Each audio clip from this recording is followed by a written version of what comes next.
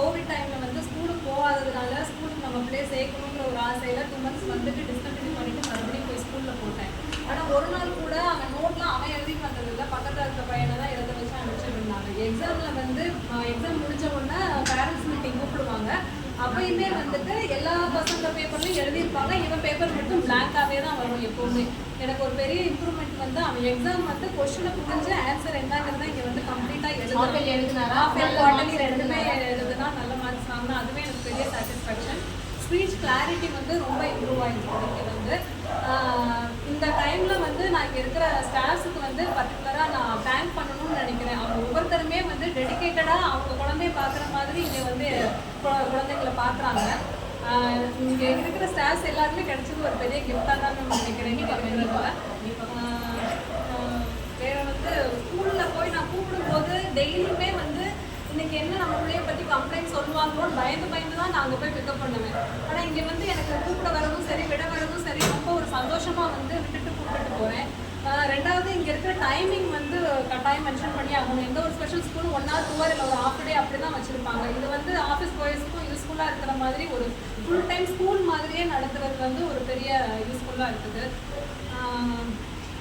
நீங்களாம் வந்து special school வேண்டாம் நார்மல் வந்து ஸ்டார்டிங்கில் வந்து வெளியே வர கொஞ்சம் ஸ்டேட் பண்ணுவான் எல்லாத்துக்குமே. ஃபஸ்ட்டு வந்து சேர்க்கறது வந்து விகாசா ஸ்கூலில் தான். அப்போ வந்து கொரோனா இஷ்யூ இருக்குது. கொரோனா அப்போ வந்து ஆன்லைன் கோச்சிங்னால எதுவுமே இது பண்ணல, அப்படியே சேர்த்துட்டாங்க. பட் ஆனால் வந்து அவன் யூகேஜி வந்து ரெகுலர் கிளாஸஸ் போகும்போது தான் அவங்களோட மிஸ்ஸோட இது எல்லாமே தெரிஞ்சது. அவங்க வந்து ஹேண்ட் ரைட்டிங்கில் ரொம்ப வீக்கு, விஷன் வந்து ரொம்ப கொஞ்சம் லோ விஷன் இருக்கும். ஸோ அதனால் வந்து அவனுக்கு வந்து ஸ்லோவாக தான் எல்லாமே பார்ப்பான், ஸ்லோவாக ரேட் பண்ணுவான், எல்லாமே இது பண்ணுவான். ரீடிங்கில் அதெல்லாம் வந்து கொஞ்சம் அட்ஜஸ்ட் பண்ணிட்டாங்க. பட் ஹேண்ட் ரைட்டிங்கில் வரவே இல்லை, ரொம்ப பெருசாக இருக்கும், ஒரு மாதிரி கிரிக்கலாக இருக்கும். பட் அவன் வந்து ஸ்பெஷலாக நாங்கள் பார்த்துக்குறோம் அப்படின்னு சொல்லிட்டு சேர்த்துக்கிட்டாங்க. பட் ஆனால் பார்த்துக்கவே இல்லை. அதுக்கப்புறம் ஸ்போர்ட்ஸ்லேயும் அவாய்ட் பண்ணாங்க, எல்லாத்துலேயுமே அவாய்ட் பண்ணிகிட்டே போனாங்க. ஸோ நீங்கள் வந்து நீங்கள் ஸ்பெஷலாக ட்ரைனிங் கொடுங்க, அது பண்ணுங்கள், டியூஷன் போங்க அப்படியே சொல்லிட்டு இருந்தாங்க. அவங்க வந்து ஒரு டெடிகேஷனாக எதுவும் பார்க்கவே இல்லை. ஸோ அதுக்கப்புறம் தான் மேடமை மீட் பண்ணி அதுக்கப்புறம் தான் இவங்க சொன்னாங்க, நீங்கள் வந்து தெரப்பி போனதுக்கப்புறம் ஸ்பெஷல் எஜுகேஷன் போயிட்டு தான் நார்மல் ஸ்கூல் போகணும். ஸோ அதுக்கப்புறம் அவங்க கைட் பண்ண உடனே தான் இங்கே வந்து மெயினாக ஹேண்ட் ரைட்டிங்காக தான் வந்தது. அவனுக்கு ரிமைனிங் அவனுக்கு எந்த இது வேறு இஷ்யூ இல்லை. மெயினாக வந்து ஹேண்ட் ரைட் கோஆர்டினேஷன் இல்லை, அதுக்காக தான் மெயினாக வந்து ஸ்கூலில் அவனுக்கு லைன் ஜாயினிங்லேருந்து ஸ்டார்ட் பண்ணோம். ரொம்ப பேசிக்காக இருந்து தான் 2 டாட்டர் ஜாயின் பண்ணுற லெவலில் கொடுத்தாங்க. இன்றைக்கி அவர் ஜனவரி பிப்ரவரி வரைக்கும் பார்க்காம எழுதுறாரு. பெரிய விஷயமா இல்லையா? 6 மாதம் தான். இன்றைக்கி எல்லாமே அவனோட டெஸ்ட் நோட் பார்த்தீங்கன்னா ஜனவரி பிப்ரவரி ஃபுல்லாகவே வேர்ட்ஸ் எல்லாமே கொஷின் ஆன்சர் பண்ணுற லெவலுக்கு எழுதிட்டார். மெமரி பவர்லாம் அவனுக்கு நல்லா இருக்குது, எல்லாமே நல்லா இருக்குது. ரொம்ப மெயினாக வந்து அவனுக்கு ஃபிங்கர் ஸ்ட்ரென்த்தே இல்லை. அது ஃபிங்கர் ஸ்ட்ரென்த்துலாம் அவங்க இவ்வளோ பிஸியோ இந்த மாதிரி ஆக்குபேஷன் எல்லாமே அவங்க மேனேஜ் பண்ணிவிட்டு மெயினாக ஹேண்ட் ரைட்டிங்க்கும் இம்ப்ரூவ் பண்ணிட்டுருக்காங்க. ஸோ இப்போ பரவாயில்ல, கொஞ்சம் இவ்வளோ பெரிய ஹேண்ட் ரைட்டிங் இருந்தது அதில் கொஞ்சம் பாப்பா வந்து இப்போ கொஞ்சம் நல்லா எழுதுறாரு. இன்னும் கொஞ்சம் ஆனால் இம்ப்ரூவ்மெண்ட் ஆகணும். நீங்கள் 2வது குழந்தைய கொஞ்சம் கான்சென்ட்ரேட் பண்ணனால இவனை கொஞ்சம் விட்டுட்டீங்க. இல்லைன்னா இன்னும் இவங்க ரிசல்ட் இன்னும் நல்லா பெட்டராக வந்திருக்கும். அவ்வளோ ஹார்ட் ஒர்க் போடுற பேரண்ட்ஸ் தான் இருக்கணும். பையன் 18 வயசு ஆகுது. நிறையா ஊருக்கு போயிட்டு வந்தோம். பெங்களூரு, மும்பை, சென்னை எல்லா ஊருக்கும் போடுவோம். நிறைய ஸ்பெஷல் ஸ்கூலில் போட்டோம். பட் அங்கே என்னென்னா ஒரு அப்பாயின்மெண்ட் வாங்கினா போய் அந்த டீச்சர்ஸை பார்க்க முடியாது. அவங்ககிட்ட எதுவுமே பேச முடியாது. என்ன பண்ணுறாங்க எது பண்ணுறாங்கன்னு கூட சொல்ல மாட்டாங்க. ரொம்ப அங்கே என்ன நடக்குதுன்னே தெரியாது. தெரப்பி செஷன் சொல்லிட்டு எக்ஸ்ட்ரா காசு வாங்குவாங்க. வீக்லி 2 செஷன்ஸ் தெரப்பி கொடுக்குறோம், ஸ்பீச் தெரப்பி கொடுக்குறோம், ஆப்பரேஷன் தெரப்பி கொடுக்குறோம், பிடி செஷன் கொடுக்குறோம், ஒவ்வொரு தனித்தனியாக காசு பண்ணுவாங்க. ஒன் மோர் திங் வந்து என்னன்னா அவங்க ஃப்ரேம் பண்ண சிலபஸ் எல்லா ஒர்க்குமே அவங்க ஃப்ரேம் பண்ணாங்க. எல்லா கிட்ஸும் ஒரே மாதிரி வச்சுருப்பாங்க, இதுதான் அப்படின்னு சொல்லி அதைத்தான் அவங்க ஃபுல்லாக ஃபாலோ பண்ணிகிட்டு இருந்தாங்க. பட் இங்கே வந்து நமக்கு பெரிய பாசிட்டிவ் என்னென்னா மேடம் கிட்ட நம்ம ஈஸியாக பேசலாம். நம்மளோட ரெக்வஸ்ட் என்னென்னு அவங்க கிட்ட கேட்கலாம். அவங்க அதுக்கேற்ற மாதிரி ரெஸ்பாண்ட் பண்ணுறாங்க. ஐஇபி இண்டிவிஜுவல் எஜுகேஷன் பிளான் மாதிரி போட்டு அவங்க எல்லாருக்குமே ஒவ்வொரு குழந்தைக்குமே பண்ணுறாங்க. ஸோ அது பெரிய விஷயம். மற்ற ஸ்கூல்ஸில் எல்லாம் ஸ்பெஷல் ஸ்கூல் நிறைய ஸ்கூல் எடுத்துக்கோங்க, எங்கேயுமே இந்த மாதிரி பண்ண மாட்டாங்க. போடுறாங்க, ஐஇபி போடுறாங்க. பட் இங்கே எல்லா பிள்ளைங்களுக்கும் ஒரே இதாக தான் போட்டு கொடுப்பாங்க. நம்ம டிஸ்கஸ் பண்ணால் தான் தெரியும் அது என்னென்னு. எல்லா பிள்ளைங்களுக்கும் ஒரே பிளான் தான் போட்டு வச்சுருப்பாங்க, ஒரே ரொட்டீன் தான் போயிட்டு இருக்கும். அது எந்த இம்ப்ரூவ்மெண்ட்டும் பெருசாக தெரியாது. அது தெரப்பிக்குன்னு சொல்லி வாங்குவாங்க, உள்ள ஒன்றுமே நடக்காது. அதாவது ஒரு மூவியில் கூட சொல்லுவாங்க பெஸ்ட் தெரபிஸ்ட் வந்து அம்மா தான் அப்படின்னு. நம்மளை விட அவங்க ஒன்றும் பெஸ்ட்டாக செஞ்சிட போகிறது கிடையாது.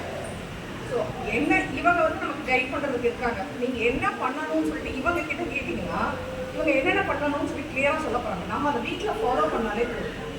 தெரப்பியாக இருந்தாலும் சரி, சோசியல் கம்யூனிகேஷன் சரி, ஃபுட்டு என்ன மாதிரி கொடுக்கணும் எல்லாமே இவங்களுக்கு தெரியும். இவங்க கிட்ட நம்ம ஒரு கைடன்ஸ் கேட்டு அதை நம்ம வீட்டில் ஃபாலோ பண்ணாலே ஈஸியாக இம்ப்ரூவ்மெண்ட் இருக்கும். நீங்கள் எல்லா தனித்தனி செஷன்ஸ்லாம் போக வேண்டிய அவசியமே கிடையாது. She is very qualified teacher. Okay, இவங்களுக்கு ஒரு குழந்தைய எப்படி ஹேண்டில் பண்ணணும் எல்லாமே தெரியும். பைலட்லேயே நமக்கு அவங்க ஈஸிலி அக்சசபிள் பர்சனாக இருக்கிறதுனால நமக்கு என்ன வேணுன்றதே அவங்ககிட்ட சொன்னோன்னா அவங்க அதை ஃபாலோ பண்ண போகிறாங்க. நான் ஃபஸ்ட்டு இந்த ஸ்கூலில் வந்து ஃபஸ்ட்டு பாசிட்டிவ் விஷயம் அதுதான். எனக்கு என் குழந்தைக்கு எனக்கு நமக்கு தெரியும் எந்த இடத்துல நம்ம பிள்ளைங்களை வந்து ஒரு டிஃபிகல்ட்டாக ஃபீல் பண்ணுறோம், எந்த இடத்துல இம்ப்ரூவ் பண்ணணுன்றது நமக்கு தெரியும்ல, டெய்லி ஹேண்டில் பண்ணுறோம்ல. ஸோ அந்த இடத்த வந்து அவங்க கிட்ட சொன்னோன்னா அதுக்கு அவங்க நமக்கும் ஐடியாஸ் கொடுப்பாங்க, ஸ்கூல்லையும் அதுக்கான ஒர்க் பண்ணுவாங்க. ஸோ நம்மளும் அவங்களுக்கு ஒரு வேலை கொடுத்த மாதிரி இருக்கும். அதை உணர்ந்து சொல்லாது சொல்கிறாங்க, இப்போ சொல்கிறான் ஃபஸ்ட்டு தெரியாது. அப்படியே டிவி பார்த்தியே பார்த்தா அப்படியே விழுந்துருவோம். எனக்கு வந்து அது என்ன எப்படி நான் கண்டுபிடிக்க எனக்கே தெரியாது. அவன் விழுந்து அவன் பாட்டு கிடப்பான், நானாக போய் இருப்பான். அந்த நேரத்தில் நம்ம கிச்சனில் வேலை பார்த்துட்டு இருக்கோம், என்னன்னு நமக்கு தெரியாது. என்னென்ன சவுண்டே இல்லை, பிள்ளை டிவி பார்த்துருந்தானே போய் பார்த்தோம்னா வந்து கிடப்பான். பிளட்லாம் வந்துருக்கும். ஆனால் இப்போ பிளட்லாம் வரதில்லை. முன்னாடியே சொல்லியிருக்கான், அம்மா எனக்கு என்னவோ போல இருக்குமா அப்படின்னு. அந்த கான்ஃபிடன்ஸ் வந்து மேலே மட்டும்தான். நீங்களாம் நான் சொல்ல நினைக்காதீங்க, நம்மளுக்கெல்லாம் இவன் தெய்வம் தான். நம்ம பிள்ளைய நம்ம என்ன செய்ய போகிறோம் ஒரு வியூ நமக்கு யாருக்குமே இருக்காது. மேடம் வியூ கண்டிப்பாக நம்ம கொடுப்பாங்க. நான் நிறைய குழந்தைருக்கேன். இப்போ என் பையன் இப்படி இருக்கான், அடிப்பான், மற்ற எல்லா பிள்ளையும் அடிப்பான். அவங்க அம்மாலாம் வந்து சொல்லுவாங்க, அப்போ நம்ம பையனை வந்து நம்ம எப்படி வளர்க்க போகிறோம் நமக்கு கண்டிப்பாக தெரியாது. இது வரைக்கும் ஒவ்வொரு காலத்துக்கும் நீங்கள் அதை வளர்ந்துருக்கீங்க. மொத்தம் வந்து சொல்லும்போது நம்ம பையனை வளர்ந்து நம்ம என்ன பாடுபட்டோம். இப்போ இவங்க வந்து சொன்னாங்களே நம்ம பையனை நம்ம எப்படி கொண்டு போகிறோம், வீட்டுக்குள்ளேயே ஒட்டி தான் வைக்க முடியுமா, வெளியில் விட்டு எல்லா பசங்களும் மாதிரி வளர்க்க முடியாதா அப்படின்னு நம்ம நிறையா கொஸ்டின் இருக்கும். ஆனால் இப்போ நான் வெளில விட்டுறேன், என் பையனை வெளில விடுறேன், எல்லாத்தையும் வளர்க்குறான். ஸ்கூல் விட்டதுக்கப்புறம் எத்தனை ப்ரைஸ் வாங்கினா? உண்மையிலே நான் சொல்கிறேன், நம்ம எவ்வளோ ஸ்கூலில் பணத்துக்கு நிறைய சேர்ப்போங்க, ஆனால் ஒன்று பேரும் இருக்காது. இப்போ வந்து 3% ஆகுது. பேரண்ட் வந்து எனக்கு நிறையா அப்படி சொல்லுது நிறைய உங்கள் ஃபீலிங்கே ஷேரிங்கே பண்ணதே இல்லை. இன்றைக்கி தான் வந்து டேரெக்டாக பேசுகிறாங்க. அந்த பையன் என் பையனுக்கு என் பொண்ணுக்கு இருக்காரு, என் பொண்ணு காலேஜ் படிக்கா, என் பொண்ணை போட்டு அடிப்பான். அவனுக்கு புரிஞ்சுக்க தெரியாது, நம்ம அடிக்கிறோமே உங்களுக்கு வலிக்குமே அப்படி உணர்வு இருக்காது. ஆனால் இப்போ உணர்றான். இப்போ நம்ம வந்து எப்படி சொல்கிறது, மற்ற பிள்ளைங்களை அடிக்கும்போது இந்த நம்ம வலிக்கிறோம், அவங்களுக்கு வலிக்கும், அவங்க என்ன நினைப்பாங்க அப்படின்றது. ஆனால் இப்போ நான் சொன்னேன்னா அவங்களுக்கு புரியுது. அது உங்களால் மட்டும்தான். நம்ம வந்து நம்ம என்ன சொன்னாலும் அதை புரிஞ்சுக்கிற பக்குவம் கிடையாது. நீங்கள் ஒவ்வொருத்தரும் உடஞ்சிருப்பீங்க, சாப்பாடு ஊட்டும் போது உடஞ்சிருப்பீங்க. அந்த பிள்ளைங்க சாப்பாடு வாங்கி நம்ம மேலே துப்புங்க. என் பையன் என் மேலே நிறைய துப்பியிருக்கான், ஆனால் இப்போ நல்லா சாப்பிட்றான். அது காரணம் மேலே மட்டும்தான். இப்போ இது பிடிக்காது அது பிடிக்காது அப்படிலாம் சொல்ல மாட்டான், சாப்பிடுவான். சாப்பிட்டா அந்த பொருளை துப்பிடுவான் ஃபஸ்ட்டு. இப்போ இங்கே இருக்கும்போது இப்போ இது சொல்கிறான், இப்போ எனக்கு இது பிடிக்கும், இதான் வேணும் அப்படின்றான். அதுக்கு காரணம் மேலே மட்டும்தான். முன்னாடி வந்து நான் எது வச்சாலும் சாப்பிடுவேன் அப்படின்னு எனக்கு காலையில் டிஃபன் தான் இருக்கணும் அப்படின்ற ஒரு ரூல் போடுற அளவுக்கு வந்திருக்கான், பக்குவப்பட்டிருக்கான். அது கண்டிப்பாக மேடம் அதை மட்டும்தான். நான் ஒரு 3 மாதம் தான் சொல்கிறேன். உங்களுக்கு நீங்கள் எத்தனை இப்போ சேர்த்துருப்பீங்க உங்கள் பசங்களை, நீங்கள் ஃபஸ்ட்டு நீங்கள் பார்த்ததுக்கும் இப்போ பார்த்ததுக்கும் உங்களுக்கு டிஃபரன்ஸ் தெரியும். ஆனால் என் பையன் நான் வெறும் 3 மாதம் தான் விட்டுருக்கேன், 7 வருஷம் கஷ்டப்பட்டேன். அந்த 3 மாதத்தில் மேடம் மாற்றிட்டாங்கன்னா கண்டிப்பாக உங்கள் பிள்ளைங்க நல்லா வரும். இங்கே விடுங்க, கை காலெலாம் ஃபஸ்ட்டு ஒரு மாதிரி இந்த வெளில கூட்டு பண்ணால் கை கால் ஒரு மாதிரி வச்சுருப்பான், கால் ஒரு நடப்பான், கூட்டு போக ரொம்ப பயமாக இருக்கும். ஆனால் இப்போ நான் விடுறேன், என் பையன் என்னை கூட்டு போனான். நமக்கு அதை விட என்னென்ன வேணும், கூட்டு போய் இங்கே போகலாமா, என்ன போய் இங்கே நிப்பாட்டுவான், படி வருது அப்படின்னா என்ன போய் முன்னாடி போய் நிறுத்துவோம். அதோட நமக்கு என்ன வேணும், இப்போ நமக்கு ஒரு கார்டியன் இல்லைன்னு நம்ம நினைப்போம். இப்போ நம்ம அப்பா அம்மா இருப்பாங்க, நம்ம வழி நடத்த இருப்பாங்க, இல்லை ஒரு நம்மளுக்கு கான்ஃபிடென்ட்டாக ஒருத்தவங்க இருப்பாங்க. ஆனால் என் பையன் இப்படி இருக்க பையன் நம்மளை கான்ஃபிடென்ஸ் பண்ணுறான், அதை விட வேறு என்ன நமக்கு வேணும். உங்களை பொறுத்தவரை உணர்ந்து பாருங்கள். எப்படி சொல்கிறது, நம்ம போய் உள்ளே போகிறோம், இல்லை ஒரு ஸ்டெப்லேயோ இதை போகிறோம், நம்ம போய் உள்ளே போகிறோம் அப்படின்னா முன்னாடியே வந்து காப்பாற்றுற ஒரு தெய்வம் யாராக இருக்கும், ஒன்று கடவுளாக இருக்கும், இல்லை நம்ம பேரண்ட்ஸாக இருப்பாங்க. நம்ம பிள்ளைகளை வந்து நம்ம காப்பாற்றும் போது அதோட நமக்கு என்ன வேணும். மேடம் சொல்லுங்கள், கண்டிப்பாக பசங்க நல்லா இருக்கும்.